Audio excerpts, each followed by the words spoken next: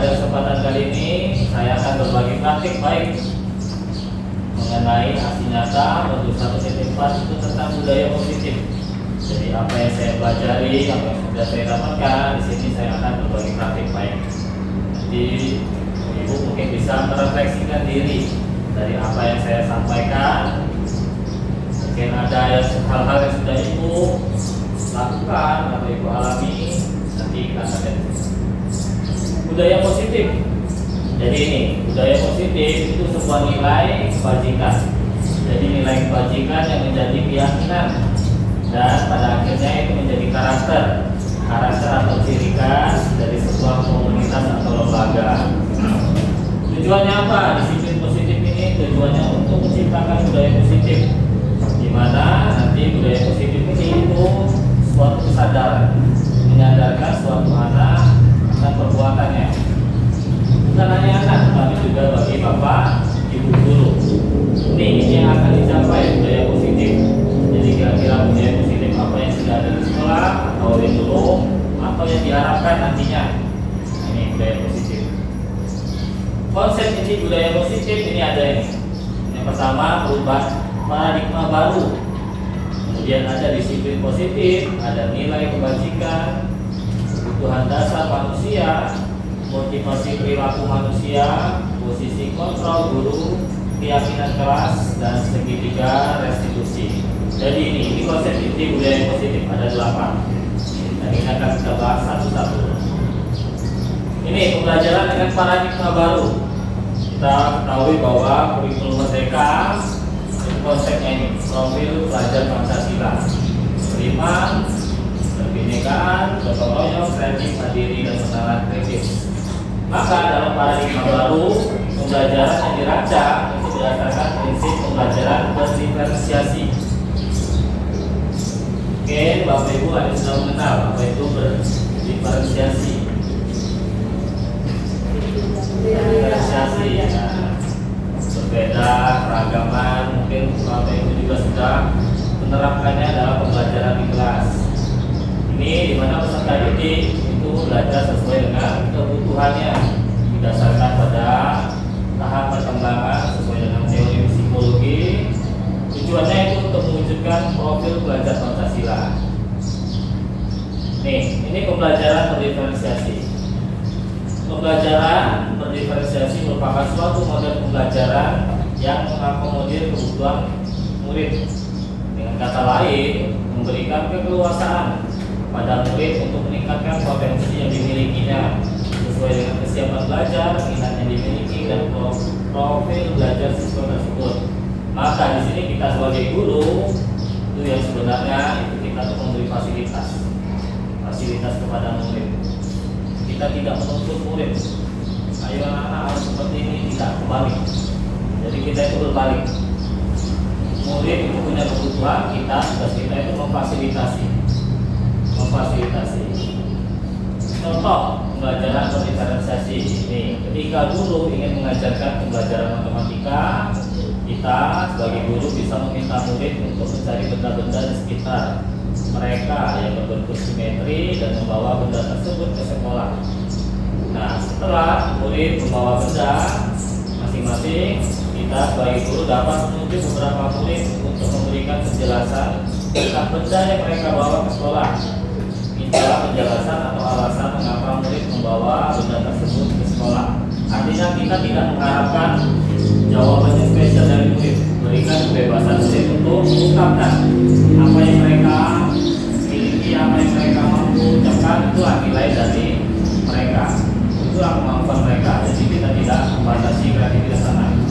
Contoh, jika kita membagi tugas kelompok biasanya kan mungkin ibu juga menerapkan bahwa membagi kelompok itu dikelompokkan secara adil. Dan kelompok yang pintar di sini, biasanya kurang di sini. Mungkin dikelompokkan secara adil. Tujuannya apa? Jadi murid itu juga bisa menjadi seorang guru bagi teman-temannya. Ya, itu pernah saya terapkan. Murid itu menjadi guru bagi teman-temannya. Ternyata murid itu juga bisa menilai temannya. Baik, kalau tidak baca, ini tidak baca, ini tidak baca. Ternyata murid juga punya perasaan. Oh, ternyata itu yang dirasakan seorang guru ketika guru mengajar muridnya. Tuh, jadi setiap anak punya kemampuan masing-masing. Lalu bagaimana ketika kita memberikan tugas, ada anak yang tugasnya selesai duluan, kemudian ada anak yang lambat, ada yang lambat sekali, sehingga itu menciptakan keributan. Nah, anak-anak yang selesai duluan ini karena ada pekerjaan lagi, maka dia sering kerjakan yang lain. Dan terkadang kita anggap itu sebagai hal yang salah, padahal enggak. Ternyata anak itu punya kelebihan dalam kebutuhan. Jadi ketika kita memberikan materi, dia punya kelebihan sehingga dia bisa cepat selesai. Lalu bagaimana dengan anak yang lambat bahkan butuh waktu lama mengerjakan atau sulit, mengalami kesulitan. Nah, maka inilah belajar berdiferensiasi itu untuk mengatasi masalah-masalah seperti ini. Jadi kita sebagai guru tugasnya itu memfasilitasi murid. Meskipun ada anak yang unggul, mungkin kita bisa berikan proyek lain. Nah, misalnya kita mau belajar tentang IPA, IPAS, misalnya ada proyek IPAS. Nah, anak yang unggul itu bisa. Kalau mau dikelompokkan dengan yang unggul itu bisa. Kemudian anak yang kurang itu bisa, tetapi anak yang kurang itu harus kita dampingi. Artinya kita dampingi, bukan berarti kita lepas tangan sesuai mereka. Terjadi pekerjaan tidak bakal selesai. Jadi inilah pembelajaran berdiferensiasi. Kita masuk poin kedua, yaitu tentang disiplin positif. Nih, disiplin berasal dari kata disiplina yang berarti belajar. Disiplin mengacu pada disiplin diri yang memiliki tanggung jawab terhadap apa yang dilakukan berdasarkan nilai-nilai yang diyakini. Maka di sini dapat dikatakan bahwa disiplin positif itu cara penerapan disiplin yang bertujuan untuk menumbuhkan kesadaran dan memberdayakan peserta didik tanpa imbalan, penghargaan, ancaman atau hukuman. Jadi disiplin positif ini tujuannya untuk menyadarkan murid. Contoh, misalnya ada kasus, dia berani bertanggung jawab, kemudian kita sebagai guru itu tidak menghukum, tapi memfasilitasi murid, menanyakan cara penyelesaiannya bagaimana. Setiap murid melakukan tindakan itu pasti punya tujuan. Nah, jadi setiap murid melakukan apapun itu pasti punya tujuan. Tujuannya apa? Itulah yang mau kita gali. Kenapa mereka melakukan hal tersebut? Nah, kemudian penyelesaian itu bukan dengan cara hukum. Tapi ada satu cara, yaitu dengan cara menggali tujuan dari anak melakukan hal tersebut. Menyadarkan murid. Nih, sebagai seorang pendidik, kita menginginkan peserta didik yang baik dalam penerapan sikap disiplin sehingga mereka dapat berperilaku sesuai dengan nilai kebajikan universal dan punya motivasi dalam perubahan perilaku yang lebih baik. Jadi disiplin positif ini tujuannya itu supaya murid punya perilaku yang lebih baik itu didasari dari kemauan mereka sendiri, bukan karena adanya peraturan. Jadi mereka benar-benar mereka menyadarkan perbuatannya. Ini mengenai disiplin positif. Nah, ini nilai-nilai kebajikan. Apa itu nilai-nilai kebajikan? Itu nilai yang disepakati bersama, lepas dari suku, bangsa, agama, bahasa ataupun latar belakang. Jadi nilai-nilai yang disepakati baik guru maupun murid. Ini contoh nilai kebajikan institusi atau organisasi. Kalau profil Pancasila itu ada 6 ya, sudah kita pahami. Ini berdasarkan Ibu Primarias Program.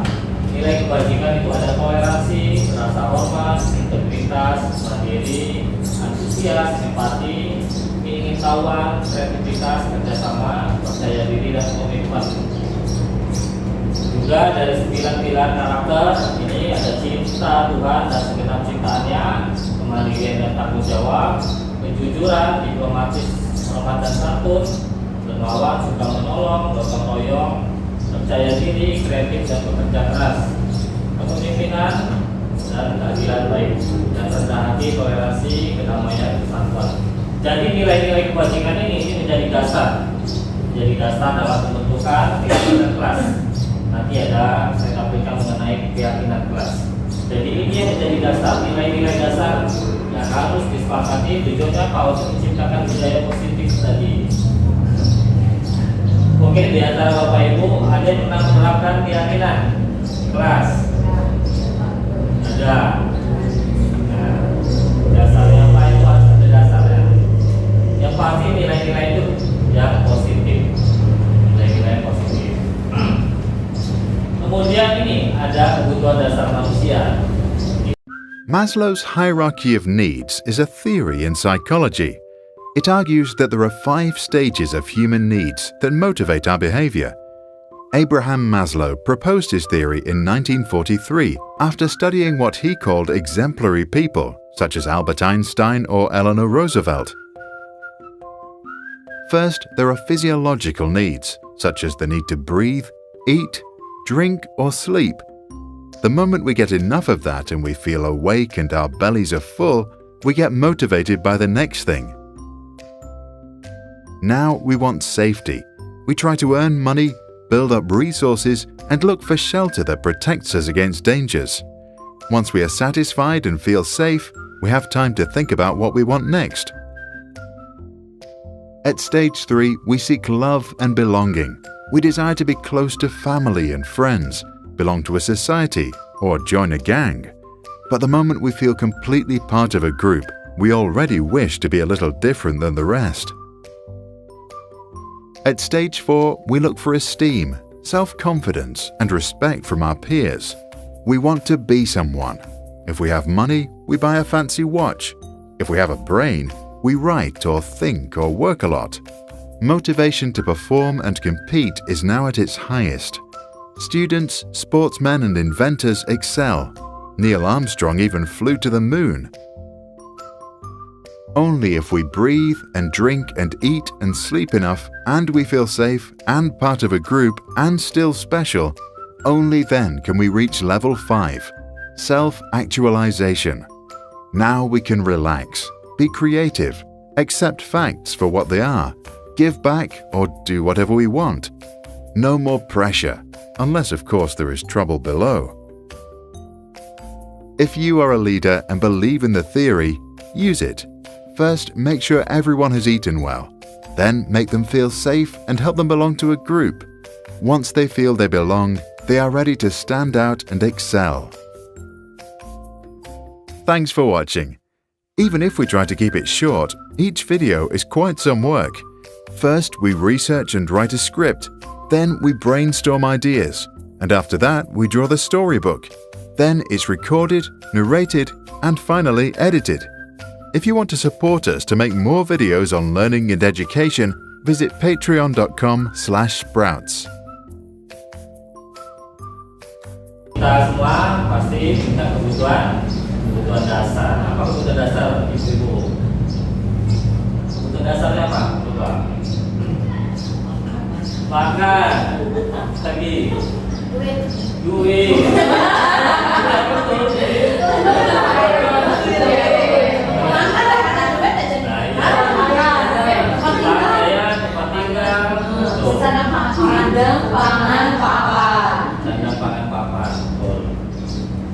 Jadi ini kebutuhan dasar manusia itu segala sesuatu yang kita lakukan ini tujuannya untuk mendapatkan apa yang kita inginkan. Betul, kita mencari uang untuk makan, untuk kebutuhan. Maka sesuatu tindakan yang kita lakukan itu pasti punya tujuan tertentu. Semua usaha yang kita lakukan itu atau kita perjuangkan itu dalam rangka untuk memenuhi kebutuhan yang baik.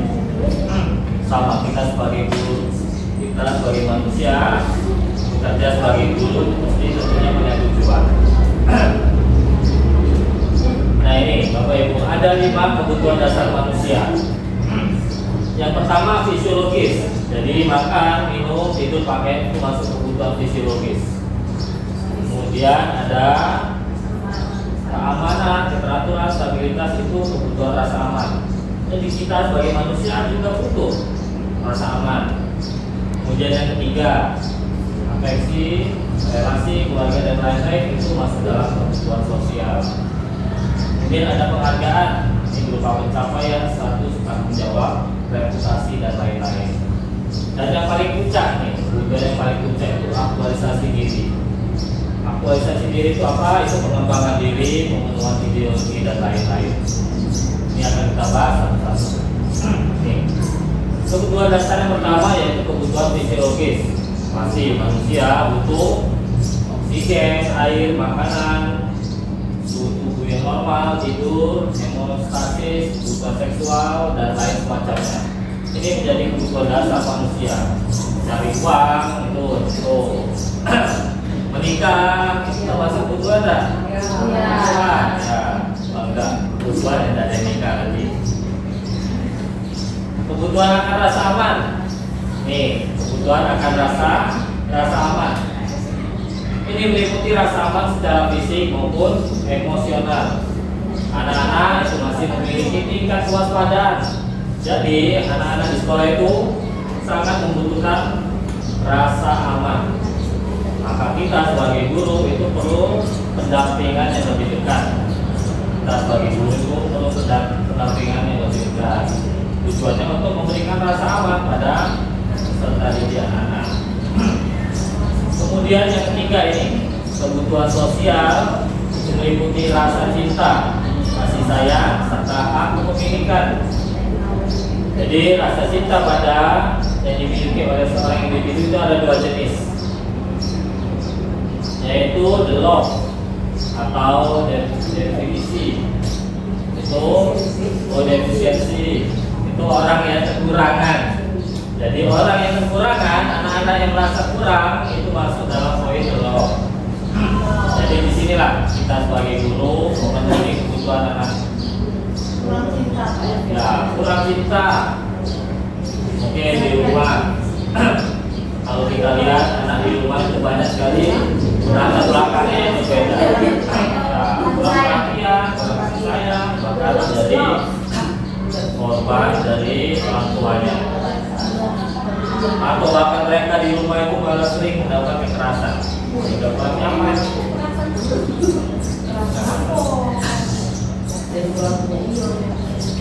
Maka sebenarnya jangan salahkan anak kalau anak itu betah di sekolah.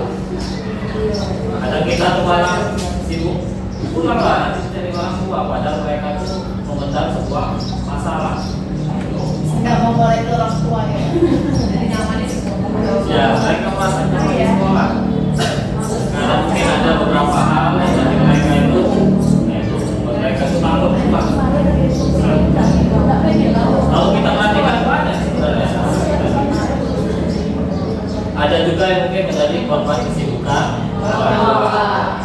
Ini sering sama Nyata ya, itu ya, nyata itu. nyata dan nyata gitu.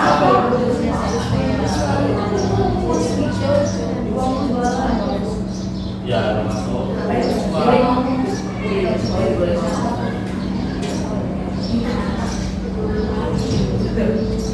anak yang kurang perhatian ini lah sebenarnya yang menjadi kebutuhan sosial. Kemudian ada bilog. Bilog ini anak yang butuh dukungan. Nah, sebenarnya ini banyak juga kita jumpai anak yang sering diam di kelas. Ditanya yang tidak tahu, tanya yang tidak tahu. Ini anak yang butuh dukungan.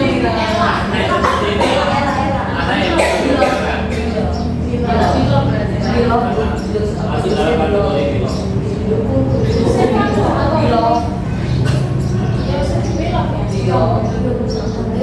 Ya.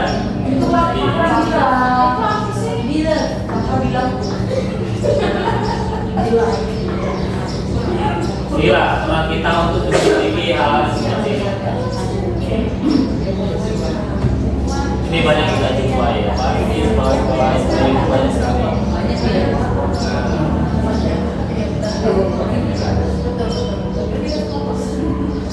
Banyak anak yang butuh dukungan itu banyak. Dukungan sosial.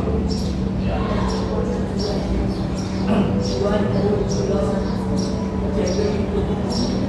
Poin keempat nih, kebutuhan mendapatkan penghargaan. Jadi penghargaan yang dimaksud itu dalam tingkat kebutuhan tidaklah selalu penghargaan berupa piala atau hadiah. Nih, maksud dari kata penghargaan di sini adalah harga diri. Di sini jadi murid itu untuk penghargaan untuk diakui, harga dirinya itu diakui, kemampuannya itu diakui, apapun hal yang mereka lakukan yang positif itu harus dihargai. Nah, Merasa sampai hari ini merasa buat bagus. Bilong.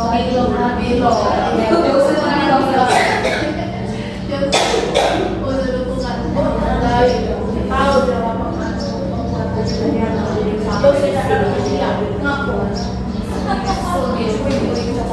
Jadi ya, merasa namanya tidak dipanggil. Tadi itu kan pertanyaannya Pak ya. Jadi namanya harus dipanggil. jadi tidak harus dalam bentuk bicara, tidak harus dalam- Iya. mungkin kita panggil aja, ayo beri tepuk tangan untuk ini. Iya, Sudah. 3A. Jangan. Merasa ini kan coba itu kemarin sekarang mau pasang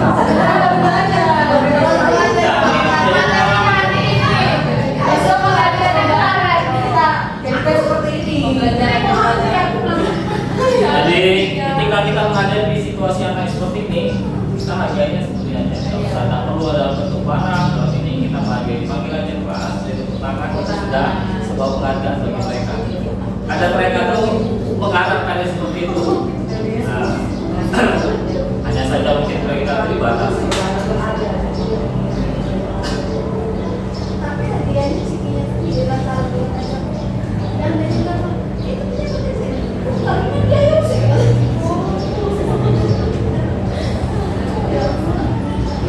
Nih, maka kebutuhan secara otomatis untuk memunculkan kebutuhan merasakan penghormatan, rasa kepercayaan orang lain dan menstabilkan diri sendiri. Bahkan anak-anak itu ada kadang yang sengaja memang mendekatkan dulunya supaya dia itu menjadi orang kepercayaan dulu.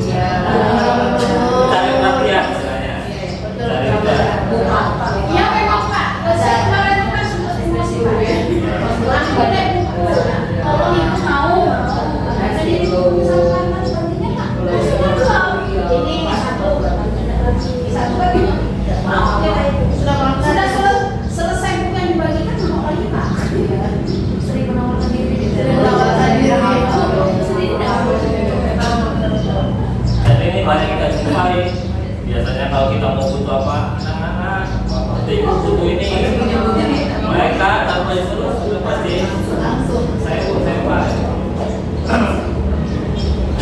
Nih, kebutuhan mendapatkan penghargaan. Kemudian lanjut kebutuhan untuk mengaktualisasikan diri. Ini kebutuhan tingkat tinggi. Ini istilahnya dalam kebutuhan manusia ini paling puncak. Kebutuhan ini dapat tercapai apabila seorang individu berhasil memenuhi keempat kebutuhan sebelumnya. Nih, aktualisasi diri dapat diartikan sebagai wujud sesungguhnya untuk mencerminkan harapan serta keinginan seorang individu bagi dirinya sendiri. Ini sebagai kebutuhan seorang individu untuk memutuskan keinginan mereka. Jadi anak-anak itu ternyata semua punya kebutuhan, tapi mereka tidak tahu anak itu apa. Makanya biasanya kalau saya sering tanya kepada peserta didik, tujuan kalian ke sekolah itu apa? Nah, itu yang pertama, tujuannya itu apa? Harus jelas. Banyak main, kadang cari nilai, belajar. Teman-teman yang paling banyak. Ya. Kita belajar kalau kita besar. Mana ini belajar?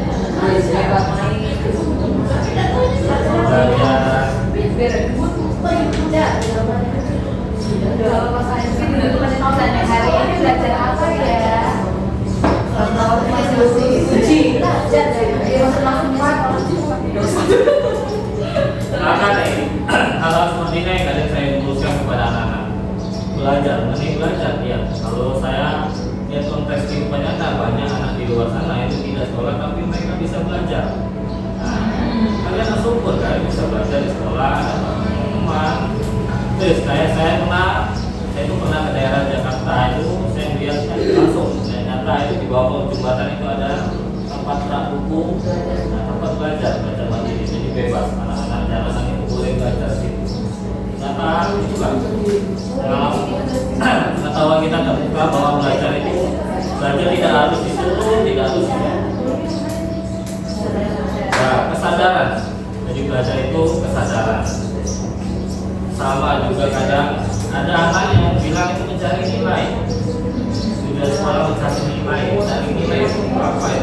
Nilai tidak perlu dicari. Ya.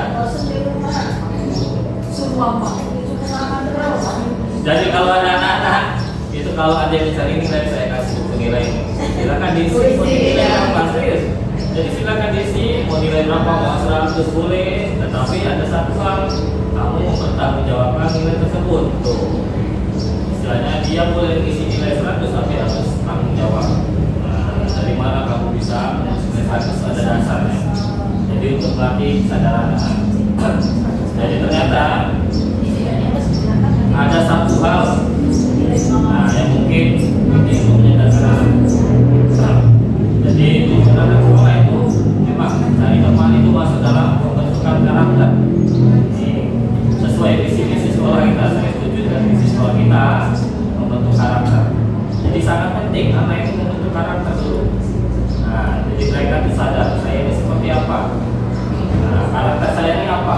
Apa yang saya unggulkan dari diri saya? Kalau mereka sudah memiliki itu, maka dengan belajar mencari nilai itu tinggal berjalan dengan sendirinya. Memang tidak mudah membentuk karakter anak, tidak mudah. Meskipun kadang kita sudah berbagai macam strategi, masih ada saja. Pengaruhnya apa itu? Ternyata anak itu banyak pengaruh. Ada dari pergaulan, keluarga, teman, lingkungan itu yang sangat pengaruhnya sangat besar terhadap anak. Jadi ini itu 5 kebutuhan dasar manusia. Kemudian selanjutnya ada motivasi perilaku manusia. Kalau tadi kebutuhan, ini motivasi. Jadi manusia itu punya motivasi, melakukan itu punya motivasi. Ada 3 motivasi. Yang pertama untuk menghindari ketidaknyamanan atau hukuman. Yang kedua untuk mendapatkan penghargaan atau imbalan dari orang lain. Yang ketiga untuk menjadi orang yang mereka inginkan dan menghargai diri sendiri dengan nilai yang mereka percaya.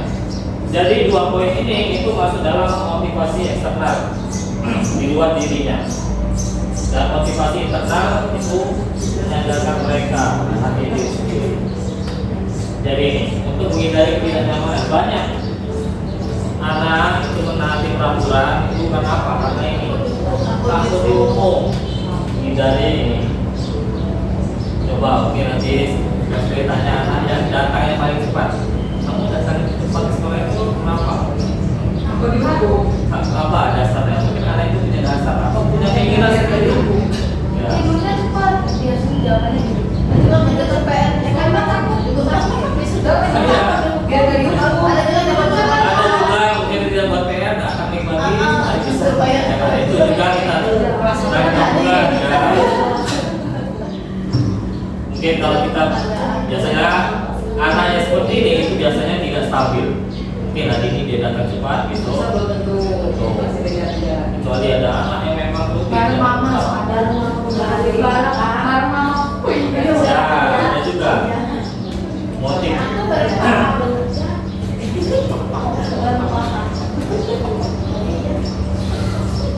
Kemudian ini poin kedua untuk mendapatkan penghargaan atau imbalan ini. Iya, bimbingan. Ini sebenarnya ini menjadi sesuatu hal yang apa ya? Bisa dikatakan ya kurang tepat sebenarnya. Jadi kalau kita kasih misal contoh, misalnya membuat sesuatu apa atau mengerjakan apa, itu biasanya nanya ada hadiahnya berapa? Saya kuis, tentu saja kuis. Ada hadiahnya berapa? Mereka selalu itu. Jadi mereka tuh apa yang mereka tanamkan itu ini. Mereka tuh pengennya kerja mereka tuh untuk dapat penghargaan dalam bentuk benda. Padahal ini berbanding terbalik dengan tadi anak yang memang benar-benar butuh penghargaan. Nah, anak yang benar-benar butuh penghargaan dengan anak yang memang benar mencari penghargaan. Ini sebenarnya yang harus kita ketahui mengenai penghargaan. Penghargaan itu boleh, tapi harus tepat. Tepat dalam artian itu bukan istilah kita kasih penghargaan itu supaya anak mau itu bukan, tetapi anak yang punya kesadaran diri itu yang harus kita beri penghargaan. Jadi mereka benar-benar melakukan itu dari kesadaran mereka sendiri.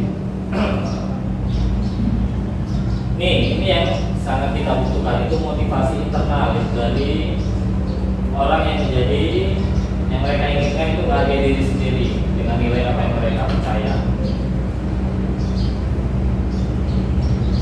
Kemudian ini konsep disiplin. Ini konsep disiplin, ini identitas gagal. Identitas gagal itu berupa apa? Hukuman. Ini hukuman itu bisa membuat anak itu merasa tersakitkan, merasa dipaksa, menjadi takut, tidak nyaman, murid tidak jujur. Ya, karena hukuman yang terlalu berlebihan itu ini efeknya seperti ini. Kemudian penghargaan, ini tidak efektif, merusak hubungan, sifat diri. Ini akan menjadi sebuah perebutan. Ya, karena anak akan berlomba berebut mencari sebuah penghargaan. Maka biasanya mereka kadang menghalalkan segala cara supaya dihargai. Ini juga bisa menimbulkan sifat iri. Kemudian terus dapat penghargaan. Lalu bagaimana dengan teman-teman lainnya membuat kecemburuan? Akibatnya sudah dia terus main. Kami tidak usah. Nah, itu. Kemudian mematikan kreativitas. Jadi anak itu melakukan sesuatu kalau dia dihargai, kalau dihargai, dia tidak mau berkreativitas. Kemudian mengukur dengan ranking, ini yang mulai dihapuskan. Meskipun kalau bagi rapor ada beberapa orang tua yang mengadakan ranking. Meskipun kadang kita menjelaskan itu bukan ranking tetapi pencapaian tertinggi siswa. Dan ini masih belum dipahami sepenuhnya oleh orang tua. Kemudian ini merampas hak, merampas hak hati dirinya. Ini termasuk dalam identitas gagal dalam konsep disiplin. Lalu ini konsep disiplin dengan identitas sukses. Ini yang dapat dikatakan sukses. Ada konsekuensi. Konsekuensinya itu berupa penguatan jangka pendek, perlunya penguatan berkelanjutan, stimulus, menghormati peraturan, hilang waktu untuk menyelesaikan perbuatan. Jadi kalau anak melakukan kesalahan itu mereka sadar konsekuensinya apa kalau kamu melakukan kesalahan. Nah, contoh kalau ada anak berkelahi, konsekuensinya itu mereka berani misalnya ada sipil berkelahi, kadang kan ada temannya yang melapor, bukan dari kesadaran mereka sendiri. Pak, tadi saya berkelahi. Nah, iya, dari dia sendiri, kemauan dia sendiri untuk melaporkan itu. Kemudian ada juga restitusi. Nih, murid bertanggung jawab atas perilakunya. Fokusnya itu ada pemecahan masalah jangka panjang.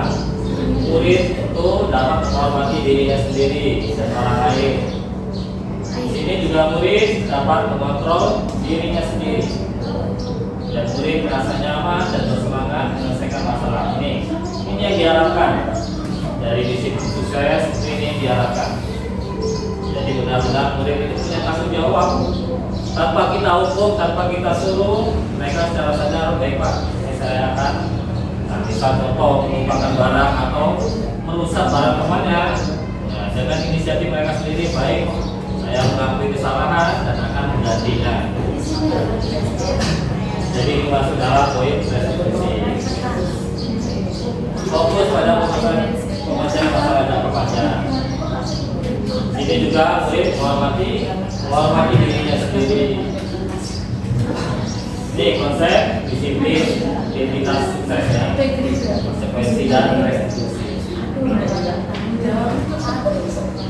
Nah ini, jadi ini restitusi. Konsep disiplin pendekatan restitusi. Di sini menanamkan disiplin positif pada murid.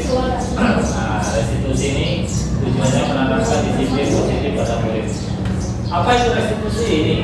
Proses menciptakan kondisi bagi murid untuk memperbaiki kesalahan mereka sehingga mereka bisa kembali pada kelompok mereka dengan karakter yang lebih kuat. Jadi anak itu karena kalau diukur itu ketika kembali ke kelas itu dalam posisi merasa bersalah. Ini bisa menyebabkan anak kurang semangat. Jadi tujuan restitusi itu untuk membangkitkan anak, menyadarkan anak dari kesalahannya. Ciri-cirinya ini bukan untuk menebus kesalahan, tetapi untuk belajar dari kesalahan. kesalahan, menyadarkan diri mereka bahwa kesalahan saya itu bisa saya perbaiki. Tuh. Memperbaiki hubungan, tuh, baik dengan guru maupun dengan temannya ketika mereka bersalah dan mau menerapkan restitusi, maka mereka dapat memperbaiki hubungan. Ini yang mungkin belum bisa dipahami anak. Ada satu ngata sedikit itu mulai berantem. Nah, disinggung sedikit mulai berantem. Bukan tawaran, bukan paksaan. Jadi guru itu tidak menawarkan, tidak memaksakan, tetapi mereka ini belajar dari kesalahan sendiri, kesadaran. Kemudian restitusi itu mencari kebutuhan dasar yang didasari tindakan. Nah, di sini tindakan apa yang akan mereka lakukan untuk memperbaiki kesalahannya? Caranya adalah cara yang paling baik, fokus pada karakter tindakan dan pada solusi. Jadi solusi sangat dibutuhkan murid dalam penyelesaian masalahnya. Jadi ini contoh kasus murid yang sedang sering datang terlambat. Jadi kalau kita kaitkan dalam konteks hukuman, guru pasti memarahi murid sehingga murid jadi takut. Kenapa kamu terlambat? Tanpa mendengar alasan mereka. Kamu sudah melanggar peraturan, maka kamu harus dihukum. Ini konsep hukum. Guru menghukum murid tersebut untuk menyikat risik karena dia sering datang terlambat. Tanpa kita pahami dasar mereka terlambat, kita langsung aja menghukum. Kemudian konsekuensi ini istilahnya dalam tahap yang lebih baik. Guru tegas dan murid menghormati peraturan. Guru dan murid sama-sama menyadarkan sebuah peraturan sehingga murid itu merasa sadar.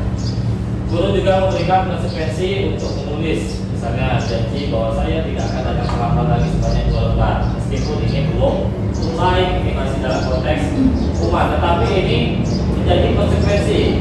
Jadi kalau dia terlambat, oh saya harus menulis sebanyak 2 lembar, itu konsekuensinya. Jadi bukan dari hukuman dari guru, tetapi dari murid sendiri ya. Ini restitusi, ini guru menanyakan keyakinan keras dan membantu murid menyelesaikan masalahnya. Jadi kalau murid datang terlambat itu kita bantu, kita cari solusinya. Kenapa dia datang terlambat, alasannya apa, kemudian cara penyelesaiannya bagaimana supaya dia tidak datang terlambat. Guru harus bersikap terbuka dan menghormati dirinya dan orang lain. Jadi murid itu harus dihormati, tidak dihukum, tidak ini, tapi lebih pada menggali dasar murid melakukan sebuah kesalahan. Ini perbedaannya. Ini masuk dalam miskonsepsi tentang teori kontrol. Nih, kalau kita lihat dari gambar ini guru kontrol murid. Murid itu dikontrol oleh guru. Kemudian kritik dan membuat rasa bersalah mampu menguatkan karakter. Ini yang sebenarnya miskonsepsi, artinya berbanding terbalik, berbeda. Nih, kritik dan membuat rasa bersalah itu mampu membuat karakter anak makin hebat seolah. Kita mendukung kritik anak supaya mereka itu lebih strong, padahal mereka juga punya rasa manusia yang batin, suka batin. Kemudian semua penguatan positif, efektif dan bermanfaat belum tentu. Positif bagi kita, bagi guru, bagi murid, belum tentu. Ada itu tadi kembali semua punya kebutuhan. Orang dewasa berhak memaksa ini, tidak ya? Setiap orang punya haknya masing-masing, punya kewajibannya masing-masing, tidak boleh memaksa. Ini ilustrasinya. Jadi dalam stimulus respon, seolah-olah orang lain dapat kita kontrol dengan dan kita kendalikan, sehingga dapat merubah seseorang menjadi apa yang kita inginkan. Jadi dalam teori kontrol ini kita menginginkan orang itu seperti kita, seperti keinginan kita. Tetapi pada teori kontrol itu sangat bertolak belakang. Sesuatu yang sedang kita kontrol sebetulnya tidak dapat kita kendalikan. Kita bisa mengontrol tapi tidak bisa mengendalikan mereka. Kenapa?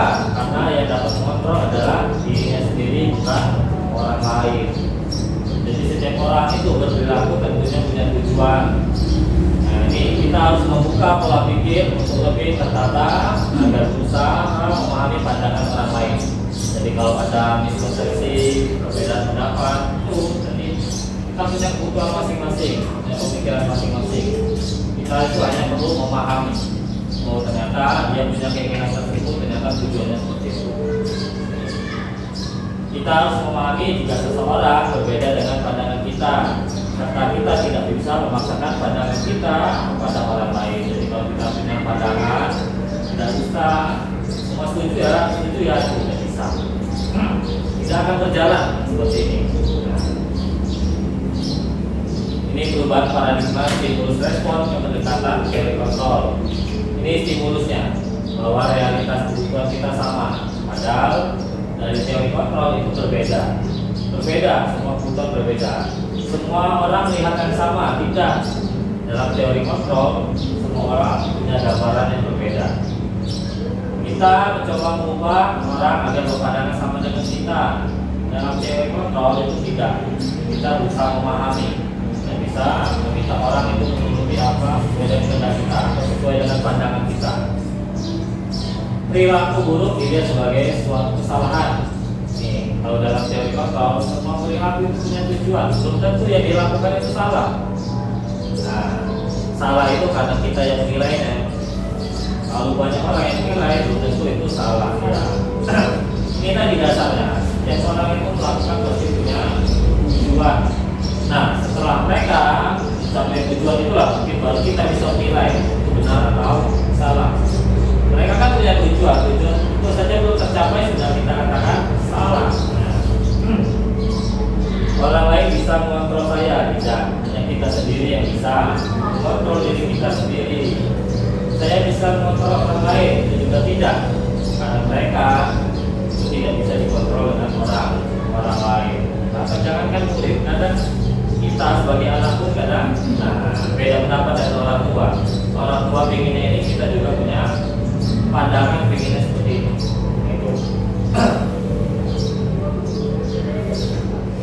Nah, keyakinan keras ini. Jadi Bapak Ibu, keyakinan keras. Saya ingin tanya, mengapa keyakinan keras, mengapa tidak peraturan? Jadi apa perbedaan peraturan dengan keyakinan? Apa kira-kira? Peraturan itu apa? Peraturan harus dipatuhi. Bersifat memaksa memiliki sanksi. Bersifat memaksa punya sanksi. Iya. Keyakinan, kesadaran, kemauan. Nah, jadi ya, inilah bedanya peraturan dengan keyakinan. Kadang kita di kasus ini masih menerapkan peraturan dan itu harus ditaati kalau tidak ada sanksinya. Nah, ini sangat berbeda dengan keyakinan. Keyakinan itu sesuatu hal yang disepakati. Dasarnya apa? Dasarnya yang kemauan, keinginan anak apa, kemudian nanti sesuatu yang positif itu kita sepakati, artinya menjadi sebuah keyakinan keras. Ini contoh, mengapa kita memiliki peraturan tentang penggunaan helm saat mengendarai kendaraan motor atau mobil? Itu peraturan atau keyakinan? Peraturan ya. Pemerintah memang sudah menerapkan peraturan tersebut. Ya, memang ada kebijakannya. Meskipun kita juga punya keyakinan, itu apa pakai helm untuk sendiri. Nah, padahal tujuannya ada untuk keselamatan ini. Nah, kita harus meyakini bahwa peraturan ini memang benar. Jadi memang peraturan ini memang benar diciptakan untuk keselamatan. Meskipun kita sendiri yakin kita mau pergi ke pasar cuma jarak 1 kilo, yakin nggak salah pakai helm aman. Nah, tidak tahu kenapa di jalan tiba-tiba itu keyakinan. Mengapa kita punya peraturan menggunakan masker dan mencuci tangan setiap saat? Ini juga ya, ya cuci tangan setiap saat. Sebenarnya ini pandemi itu mengajarkan kita ya. Iya, mengajarkan hidup sehat. Sama seperti saya waktu itu tinggal di Tanjung, itu kan 60% itu debu semua. Serius, 60% itu debu. Efeknya sangat satu hari saja, 2 hari saja. Kelas itu ditinggal, kita lap itu sudah debunya campur. Bahkan ada satu hal yang membuat saya kejut itu, saya kan tinggal di asrama. Saya cuci motor, sudah menghilang, taruh di asrama 2 hari sudah berdebu. Bayangin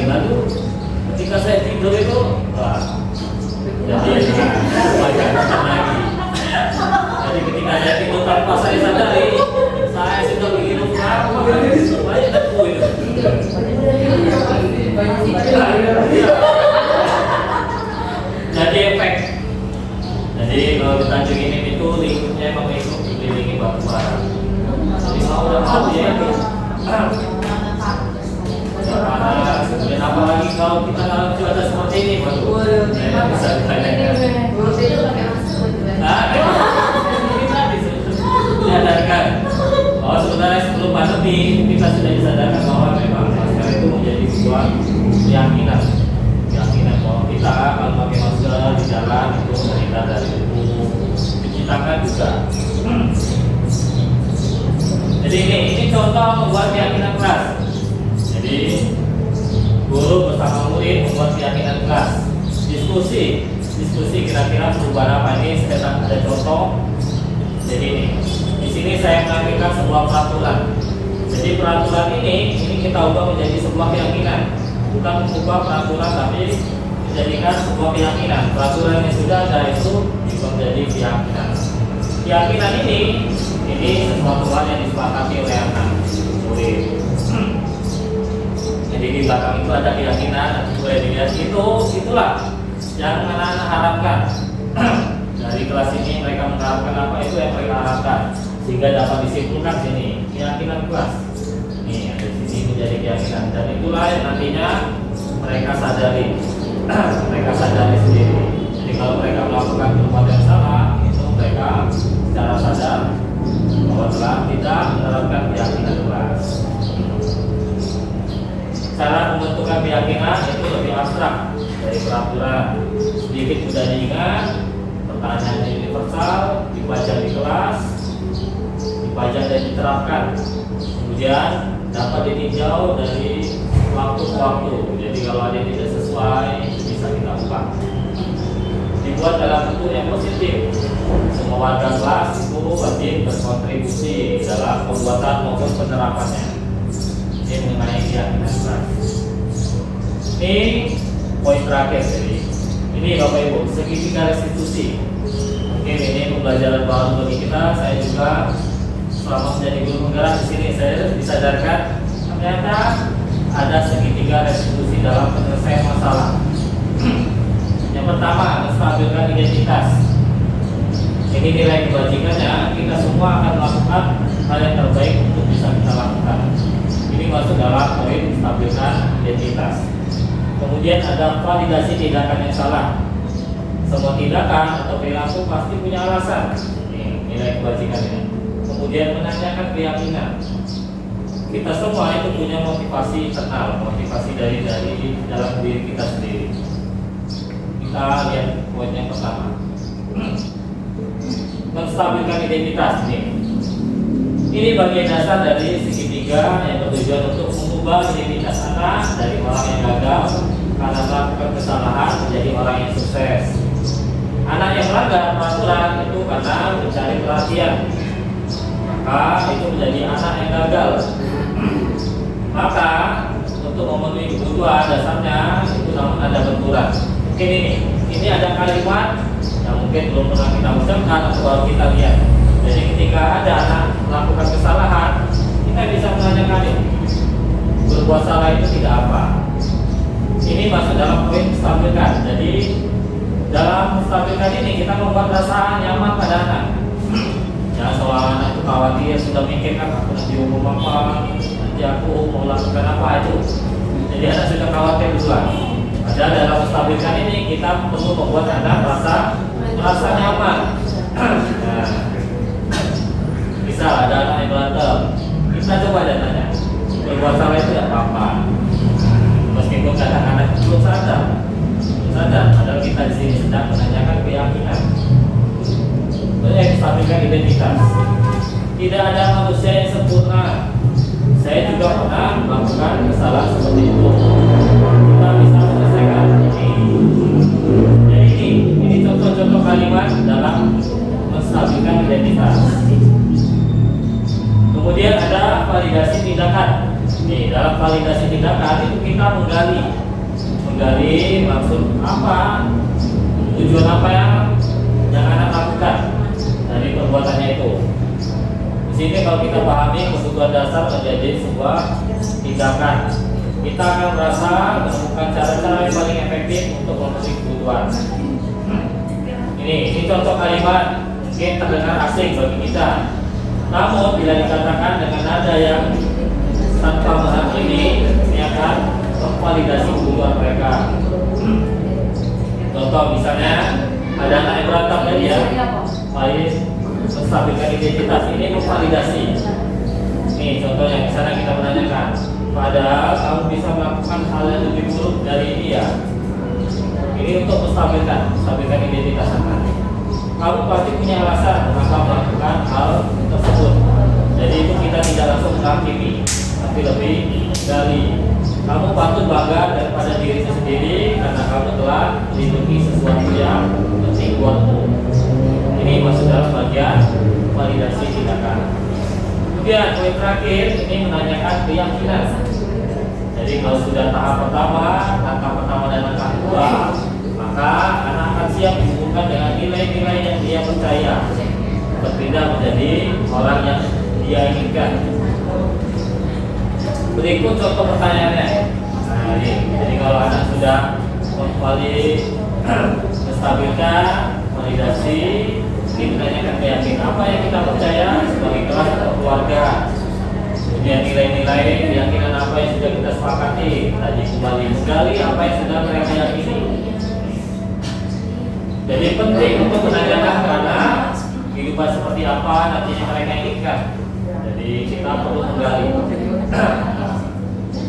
yang mereka inginkan. Apakah kamu ingin menjadi orang yang sukses, bertanggung jawab, atau bisa dipercaya. Jadi anak berbuat salah itu belum tentu dia tidak bakal sukses.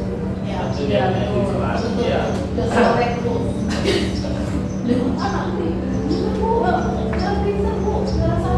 Kalau kita tanyakan, pasti dia menanyakan hanya jawaban iya.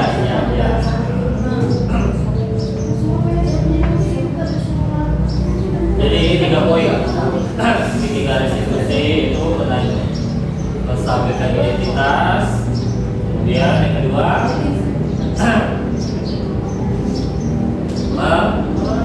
validasi ketiga, menanyakan keyakinan. Jadi ini kalau kita punya masalah, coba sekali-sekali nanti terapkan itu. Sekali-sekali coba, tidak langsung menghukum anak. Tapi harus ada keyakinan dulu Pak ya. Ya, kita punya dasar keyakinan. Dari awal dulu. Ya, jadi dasar. Mungkin nanti ke depannya itu bisa menjadi konsep bagi ibu-ibu untuk diterapkan di kelas. Assalamualaikum Pak. Waalaikumsalam. Silahkan Rangga. Iya Pak. Rangga, gimana kabarnya? Sehat kan? Maaf, Bapak memanggil kamu ke ruangan Bapak karena kamu tidak melaksanakan piket kelas hari ini. Alhamdulillah sehat Pak. Mohon maaf Pak karena Rangga tidak melaksanakan piket hari ini. Rangga, Bapak mengerti karena membersihkan kelas itu yang mungkin cukup membosankan, sehingga Rangga tidak mengerjakan semua tugas itu. Semua siswa pasti merasakan bosan dan malas, dan pastinya bukan hanya Rangga saja yang bosan atau malas mengerjakan tugas piket. Iya Pak, Rangga merasa bersalah telah mengecewakan Bapak. Maafin Rangga ya Pak. Rangga pasti punya alasan kenapa tidak piket hari ini. Iya Pak, alasannya saya tidak bisa melaksanakan piket kelas karena lupa giliran piket hari ini. Apakah solusinya supaya Rangga tidak lupa hari ini piket kelas? Ada Pak, saya harus membuat jadwal piket kelas di rumah dan ditempel di dinding di kamar. Rangga, masih ingat gak waktu awal pembelajaran kita membuat keyakinan kelas bersama? Keyakinan kelas apa yang sudah kita sepakati? Ingat Pak, keyakinan kelas bahwa setiap murid harus melaksanakan piket kelas. Bapak percaya Rangga dapat mempraktekkan keyakinan kelas kita dengan baik. Siap Pak, insya Allah. Jadi, menurut Rangga, solusi buat Rangga bagaimana supaya selalu melaksanakan piket kelas dan menjaga kebersihan? Solusinya, saya harus membuat daftar piket di rumah dan selalu cinta lingkungan bersih di kelas ataupun di lingkungan saya. Oke, itu yang akan Rangga lakukan kan? Bagaimana Rangga setuju? Setuju Pak, terima kasih atas kesempatannya Pak. Saya tidak akan mengecewakan Bapak lagi. Baik, terima kasih Bapak Ibu atas waktunya.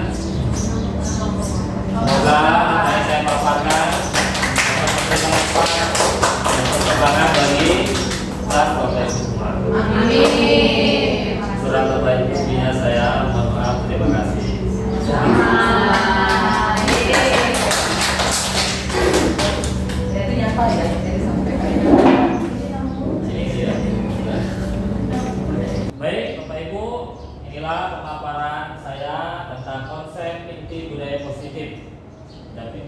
dapat saya simpulkan bahwa kita diharapkan untuk dapat membawa perubahan paradigma baru.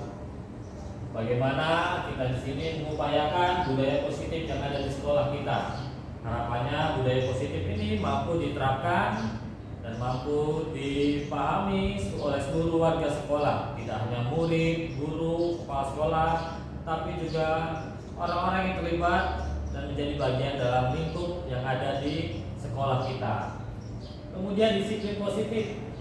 Disiplin positif ini harapannya siswa punya kesadaran diri atas perbuatannya, sehingga mereka dapat menemukan cara-cara untuk memperbaiki kesalahannya. Kemudian ada nilai kebajikan, di mana nilai kebajikan ini menjadi dasar dalam pembentukan keyakinan kelas. Nilai-nilai apa yang harus kita junjung, yaitu nilai-nilai positif. Seperti yang sudah kita pelajari di kelas, itu ada nilai-nilai profil pelajar Pancasila.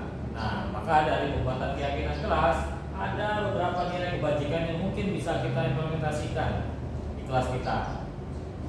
Kemudian kebutuhan dasar manusia, itu ada kebutuhan fisiologis, kebutuhan rasa aman, kebutuhan sosial, kebutuhan penghargaan, dan aktualisasi diri. Di mana 5 kebutuhan ini sangat berperan atau sering menjadi bagian dalam pembelajaran di kelas kita.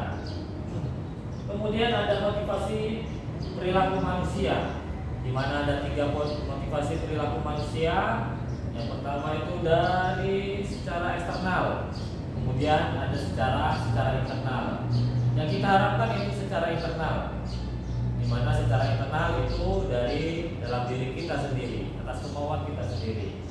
Kemudian ada posisi kontrol guru, di mana dalam posisi kontrol kita tidak bisa mengendaki murid tidak bisa kita kontrol sesuai dengan keinginan kita. Mereka juga punya kebebasan, kebutuhan, juga punya pendapat apa yang mereka pahami. Keyakinan kelas. Nah, harapannya kita semua Bapak Ibu bisa menerapkan keyakinan kelas di kelas masing-masing. Mulai dari berdiskusi dengan siswa, menentukan nilai-nilai yang berubah dari peraturan menjadi nilai keyakinan. Kemudian siswa diminta untuk menyampaikan nilai-nilai keyakinan, kemudian disepakati bersama sehingga bisa menjadi keyakinan di kelas. Nantinya keyakinan kelas ini bisa ditempel di kelas Bapak Ibu masing-masing. Kemudian segitiga restitusi, harapannya setiap kita mempunyai masalah, kita tidak bertindak sebagai seorang penghukum, tetapi lebih menyelesaikan dengan cara segitiga restitusi. Cara ini diharapkan dapat memberikan kenyamanan bagi peserta didik.